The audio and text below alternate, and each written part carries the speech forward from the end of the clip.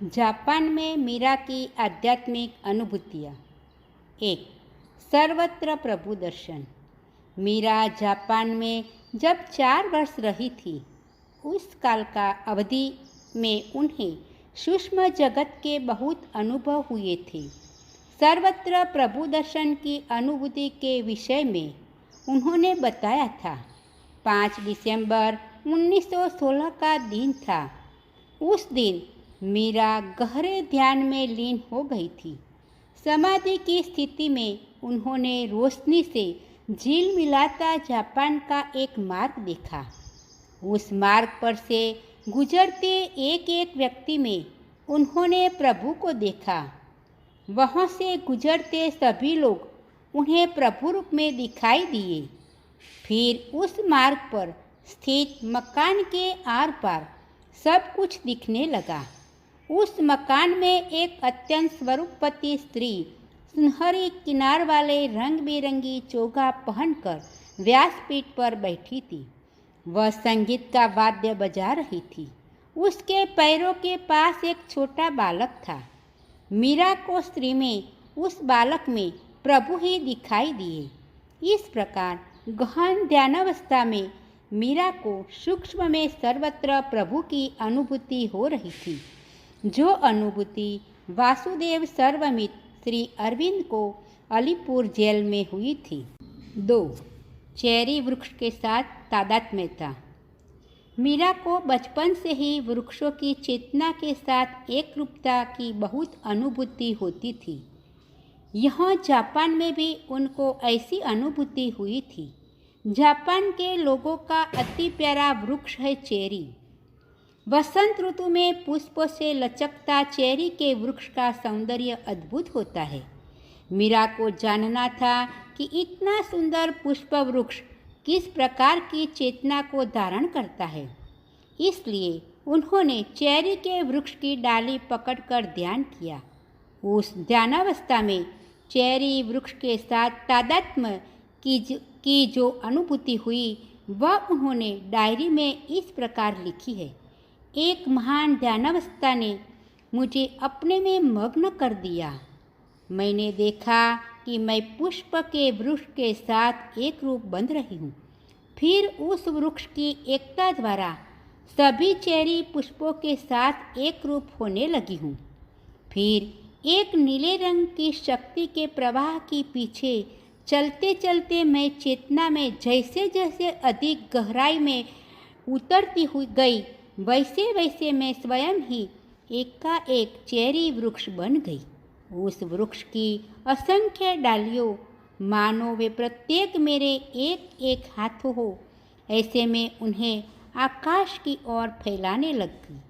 उन डालियों के पुष्पों मानो पूजा का अर्घ्य बन गई।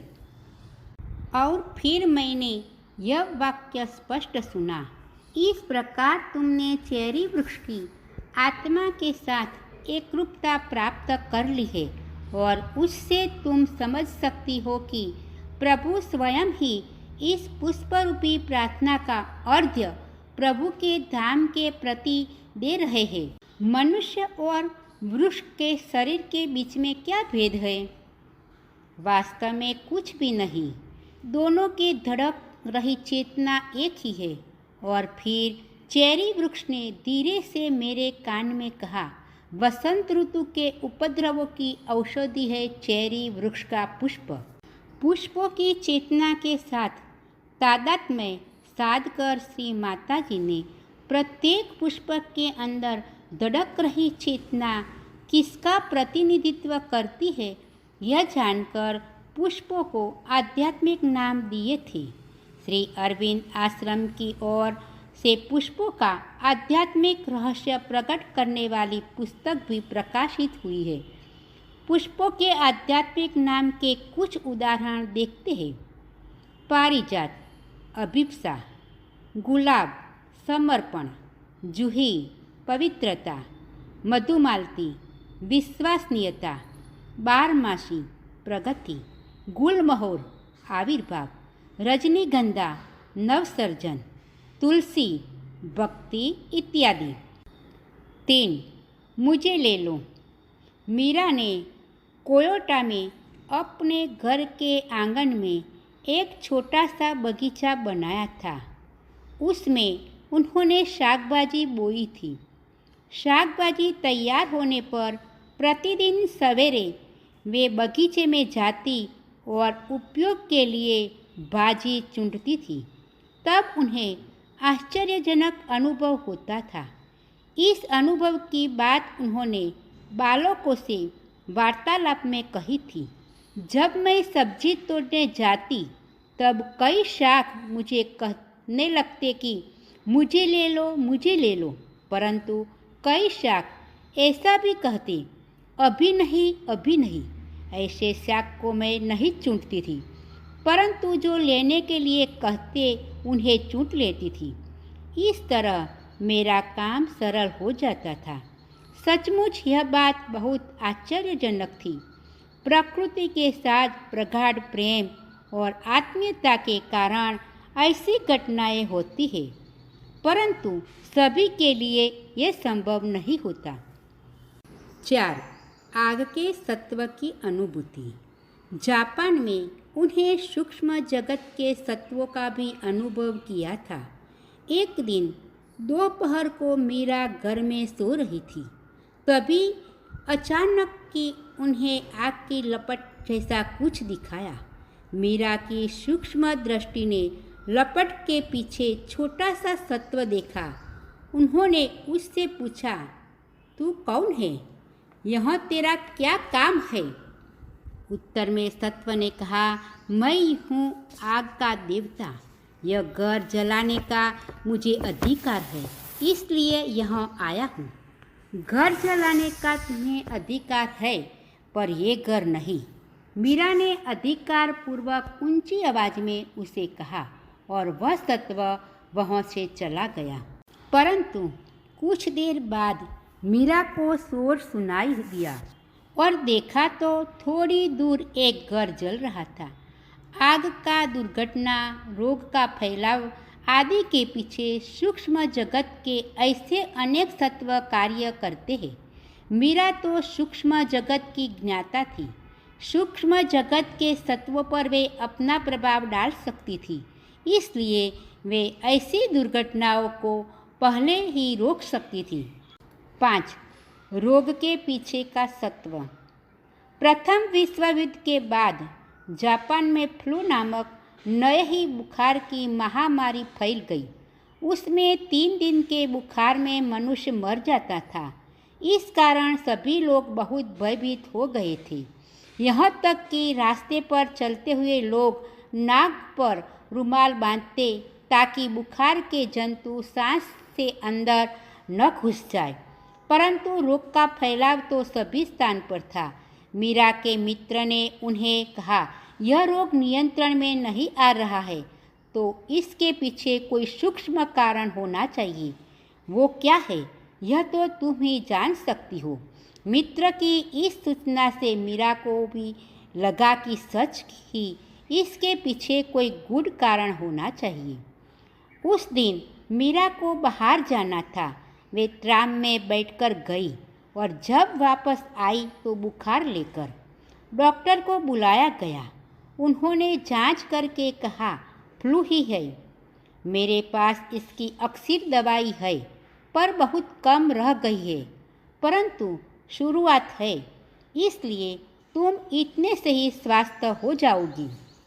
नहीं, मुझे दवाई की आवश्यकता नहीं है। जिसको इसमें श्रद्धा हो उनको तुम दे देना, मीरा ने डॉक्टर से कहा।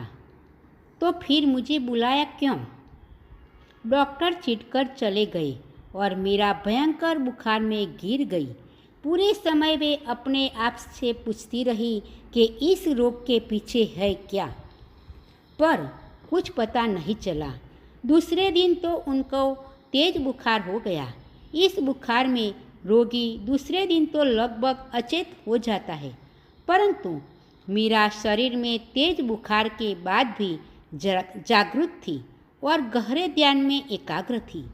उस समय उन्होंने सूक्ष्म में देखा कि एक सेना की यूनिफॉर्म पहने जिसके माथे का आधा भाग कटा हुआ था। ऐसा एक सैनिक जैसा मनुष्य आया और वह मीरा पर टूट पड़ा। वह मीरा की शक्ति चूस लेना चाहता था। मीरा जागरूक थी, इसलिए उनकी हलचल को देखती रही। वह मनुष्य उसके आधे कटे मस्तक से मीरा के समग्र प्राण को बाहर खींच रहा था। जब मीरा को ऐसा लगा कि सब समाप्त हो जाएगा, तब उन्होंने अपनी गुह्य शक्ति का उपयोग किया और उस प्रेत को मार भगाया। उसके बाद वह आधे कटे सिर वाला मनुष्य वहाँ नहीं रह सका और फिर मीरा धीरे धीरे स्वस्थ हो गई और तीसरे दिन तो बिल्कुल बुखार नहीं था।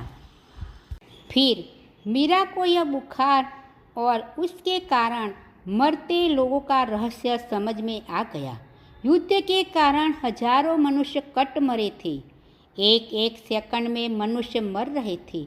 एक सेकंड तो वे शरीर से स्वस्थ चलते फिरते थे और एकाएक वे शरीर से बाहर फेंक दिए जाते। ऐसे लोगों का प्राणमय स्वरूप प्रेत का रूप धारण कर लेता और ये प्रेत मनुष्य का रक्त चूस लेते थे। कई बार ऐसे प्राणमय स्वरूपों का विघटन होने से वे आक्रामक जीवाणु होकर महामारी फैलाते थे, जिससे मनुष्य मर जाते थे। पूरे 3 दिन वे किसी से नहीं मिली और स्वस्थ हो गई।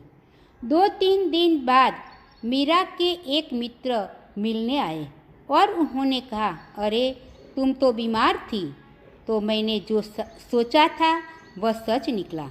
जरा देखो तो सही, पिछले 2-3 दिन से शहर में रोग के नए केस नहीं बने और जो बीमार थे उसमें से अधिकांश स्वस्थ हो गए। अब मृत्यु की संख्या नहीं के बराबर है। रोग अब संपूर्ण नियंत्रण में आ गया है। इसके बाद मीरा ने इस रोग के पीछे क्या है उसकी विस्तृत बात उस मित्र को सुनाई। फिर तो वह समाचार पत्र में भी पूरी बात प्रकट हो गई। इस प्रकार मीरा अपने मार्ग में जो जो आता था उनको स्वीकार करके उसे अपनी चेतना में धारण करती और फिर उसके पीछे का रहस्य खोजकर उसे निर्मूल कर देती थी। इस प्रकार वे सूक्ष्म जगत के तत्वों के साथ सतत काम कर रही थी। अपनी गुह्य शक्ति द्वारा उन्होंने जापान के लोगों को मृत्यु के पंजे में से छुड़ा लिया था। ओम नमो भगवते श्री अरविंदाय।